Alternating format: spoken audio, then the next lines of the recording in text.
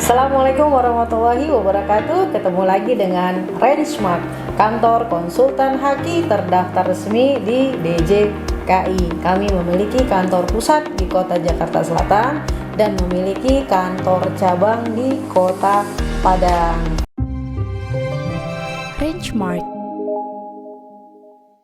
Baik, pelaku usaha, kita membahas pertanyaan yang masuk terkait paten ya. Paten ini objek pelindungannya adalah invensi di bidang teknologi ya. Jadi paten merek itu berbeda ya. Nah, kalau merek objeknya adalah nama dagang, kalau paten invensi di bidang teknologi.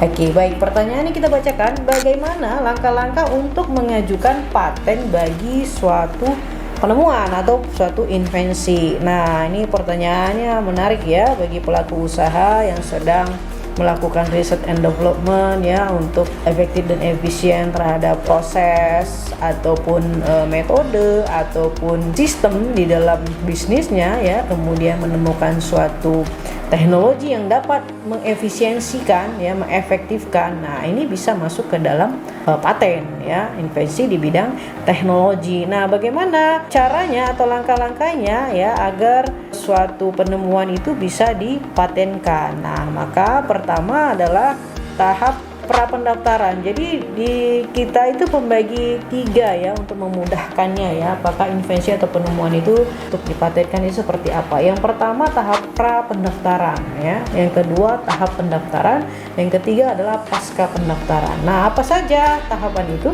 Tahap pra-pendaftaran ini adalah yang penting ya, kita menganalisa ya invensinya ya, apa yang mau diklaim, apa yang ditemukan. Nah, yang ditemukan itu apa yang diklaim. Yang diklaim itu adalah apa yang kita mintakan perlindungan kepada negara. Nah, bagaimana begitu ya? Nah, paten ini bisa terhadap invensi yang baru atau pengembangan dari yang sudah ada sebelumnya, begitu. Nah, yang mananya gitu ya. Nah, ini yang harus dieksplor ya, harus dijelaskan terlebih dahulu ya, sehingga kita dapat menemukan bahwa itu adalah invensinya baru atau pengembangan dari yang sudah ada namun belum pernah diungkapkan sebelumnya ya, karena itu adalah syarat paten ya, syarat yang pertama. Nah, kemudian setelah kita tahu yang mau diklaimnya apa, kemudian kita kelompokkan bidang invensinya, apakah di bidang kimia, biologi gitu ya, apa di bidang teknik misalnya atau elektrikal begitu ya. Dan kemudian yang mau diklaim kita tahu gitu ya, sudah kita analisa yang diklaim sudah ketemu gitu ya.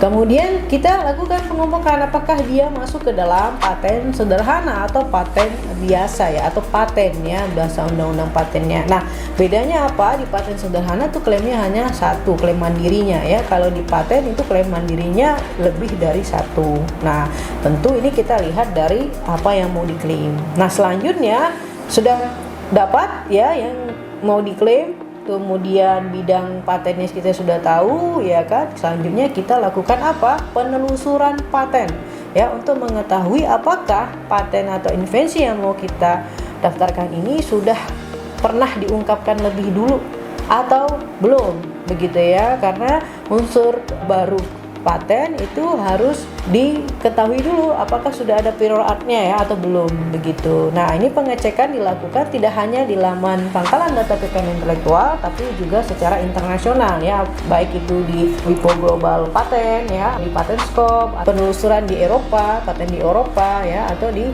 paten di kawasan-kawasan ASEAN misalnya, atau di kawasan lainnya begitu. Nah, intinya penelusuran paten itu sifatnya adalah internasional, jadi tidak hanya di Indonesia saja. Jadi kita harus mengecek apakah invensi ataupun klaim yang mau kita mohonkan ini sudah diungkapkan lebih dulu atau belum, untuk mengetahui unsur invensinya baru apa tidak begitu ya.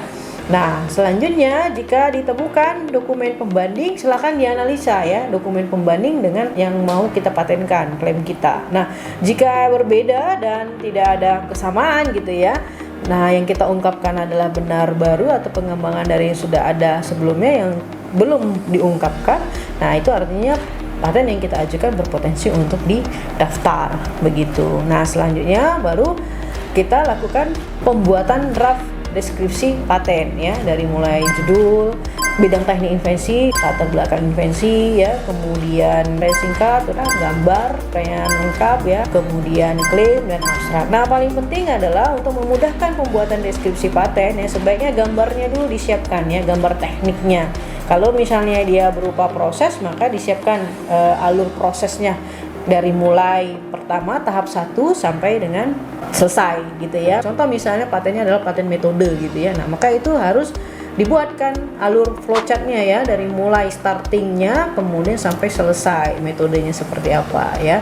Nah, itu dibuat gambar tekniknya untuk memudahkan pembuatan klaim maupun pembuatan deskripsi patennya begitu.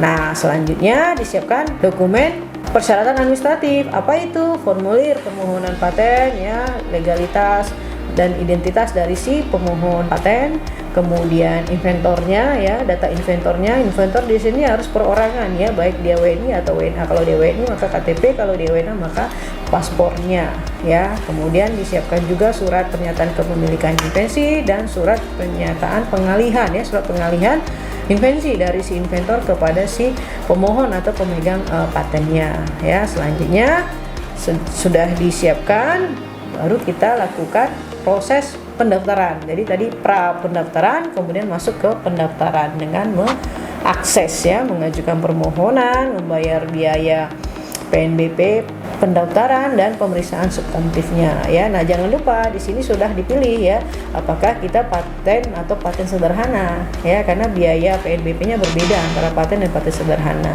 Selanjutnya kita ikutin, kita isi semuanya ya, termasuk kita upload data-data dokumen yang diperlukan. Jika menggunakan kuasa ya, dalam hal ini adalah konsultan haki yang terdaftar ya, maka nanti akan diakses semuanya oleh konsultan dan menggunakan kuasa ya yang disiapkan. Nah, selanjutnya akan terbit bukti daftar pengajuan paten. Setelah itu masuk ke tahap pasca permohonan. Pasca permohonan di sini adalah memonitor ya prosesnya. Nah, dari mulai tahap pemeriksaan formalitas ya, kemudian masa tunggu, kemudian pengumuman, kemudian pemeriksaan substantif sampai nanti dengan hasilnya. Nah, kalau misalnya pemeriksaan substantif ada penolakan ya, nah itu bisa mengajukan permohonan banding ke Komisi Banding Paten gitu ya.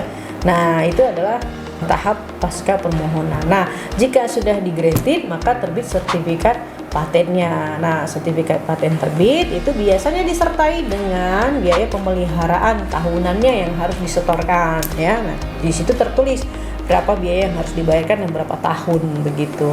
Nah, begitu ya. Itu langkah-langkahnya. Jadi yang paling penting adalah pra pendaftaran dulu ya, karena di situ menentukan apakah klaim invensi yang mau kita patenkan ini bisa diberikan paten atau tidak begitu ya, karena permohonan paten harus memenuhi syarat patentabilitas. Yang pertama, invensinya baru atau pengembangan dari yang sudah ada sebelumnya tapi belum diungkapkan lebih dulu. Yang kedua, memiliki langkah inventif atau memiliki solusi teknis terhadap permasalahan yang ada ya, dan solusi teknis ini tidak diduga oleh ahlinya begitu. Yang ketiga, dapat diterapkan di industri. Ketiga hal ini harus terpenuhi ya, sehingga bisa diberi paten. Nah, itu dilakukan analisa di awal di pra pendaftaran untuk mengecek apakah klaim invensi yang mau kita lindungi ini terpenuhi ketiga syarat itu atau tidak ya.